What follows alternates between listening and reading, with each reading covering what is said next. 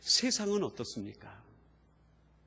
세상은 우리의 무화과 나무 아래에 앉아있는 그 시간을 보는 것이 아니라 그 외의 시간을 보고 너는 이런 사람이다, 너는 이런 사람이다, 너는 이런 사람이다, 우리를 계속 지적하고 비판하고 정죄하고 우리를 낙심케 하고 절망하게. 그러나 우리 주님은 어떻습니까? 우리의 1%도 되지 않는 그 짧은 시간 주님을 생각하고 무화과 나무 아래 앉아있을 때 내가 그것을 보았다, 그것을 자랑하시고 그것을 칭찬하고 그것을 격려해 주시는 거예요. 여러분, 이후에 나다나엘의 삶이 성경에 기록이 되어 있지 않습니다.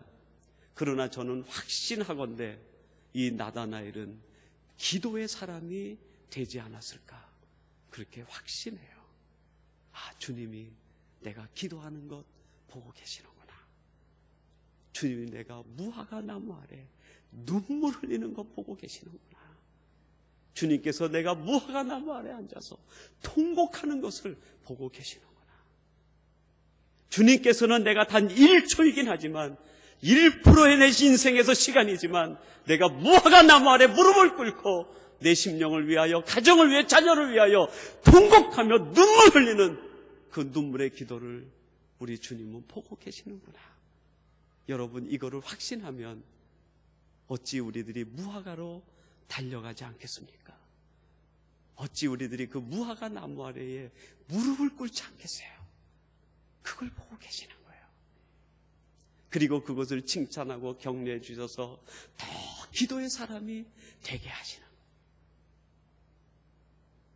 아주 오래전 이야기입니다. 저희 지금 큰아이가 초등학교 한 5학년 정도 됐을 때 이야기인데요. 그 전에는 그 아이가 다니는 학교하고 저희 집 사이가 한 20-30분 걸어 다니는 거리인데 시장을 지나가야 됩니다. 근데 그전에는 그런 가게들이 없었는데요. 걔가 5학년 정도 되면서 그 길목에 오락실들이 하나씩 생기기 시작하는 거예요.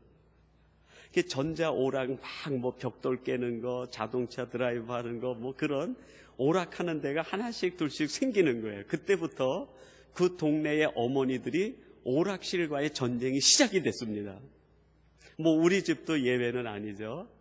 이 아이가 학교 몇 시에 끝나는 줄 알고 집에 걸어오면 몇 시쯤 된다는 거 알고 있는데 하루는 이 아이가 집에 들어와야 될 시간이 훨씬 지났는데도 오지를 않는 거예요. 그때 저희 집사람이 옆에 있다가 얘가 또 거기 갔네 그러는 거예요. 제가 지금 설교 중이라 대단히 말을 순화시켰습니다. 얘가라고. 우리들이 늘 그럴 때 쓰는 표현을 쓰면서 얘가 아직 안 돌아왔네. 그거는 무슨 뜻이에요? 나보고 나가서 찾아보라는 뜻 아니겠어요?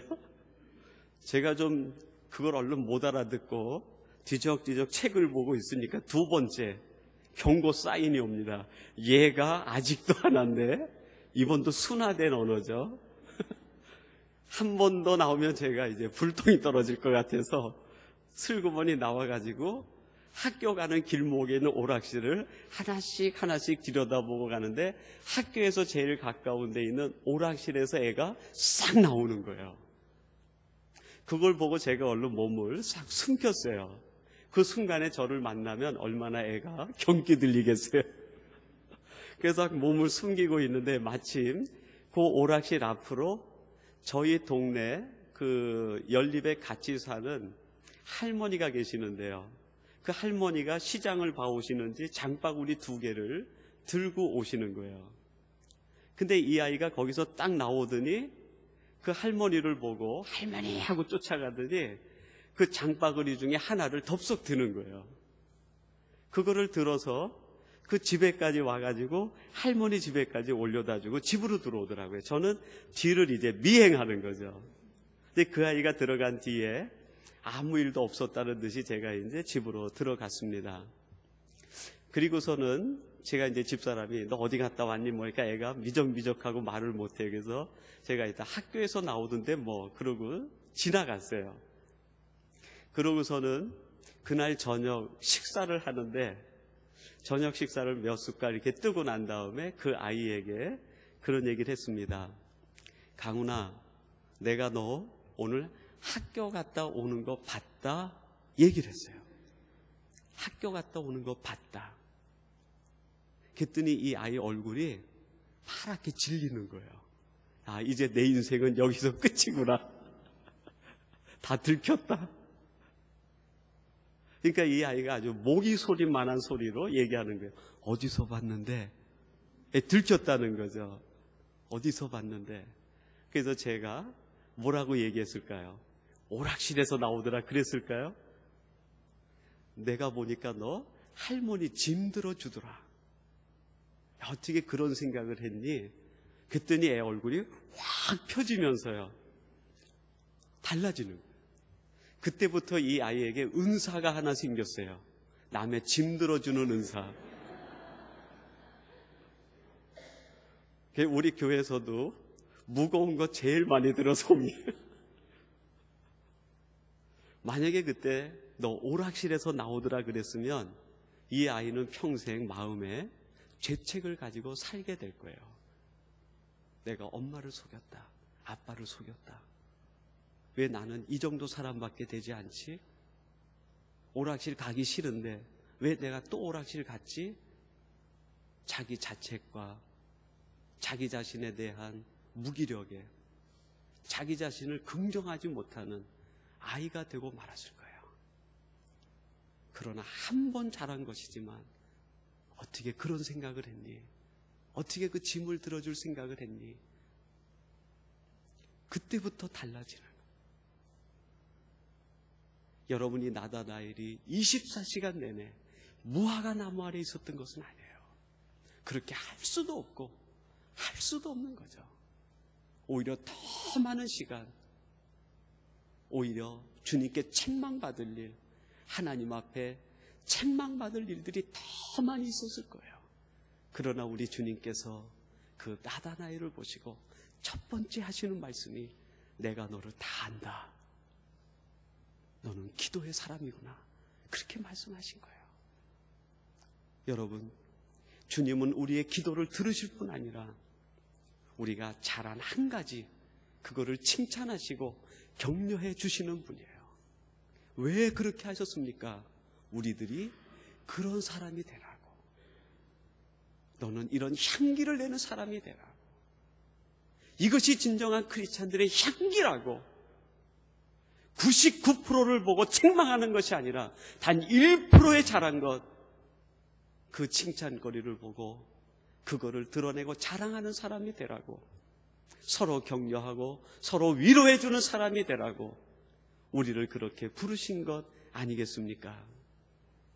그리고 두 번째 이 이야기 가운데 나오는 말씀 중에 하나는 예수님께서 우리에게 배워야 될 것은 오직 믿음과 진실을 따라 살려는 마음을 일깨워주는 것, 의를 따라 살 수 있도록 격려해주고 일깨워주는 것을 우리가 배우고 깨달아야 되겠다 하는 것입니다. 여러분 47절 말씀에 보면 이렇게 되어 있습니다.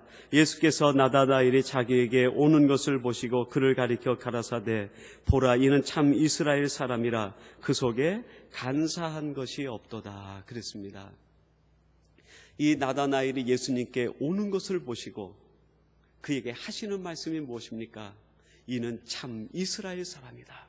그 속에 간사한 것이 없다. 그렇게 말씀하신 거예요. 여러분, 나다나엘이 정말 간사한 것이 없는 사람입니까?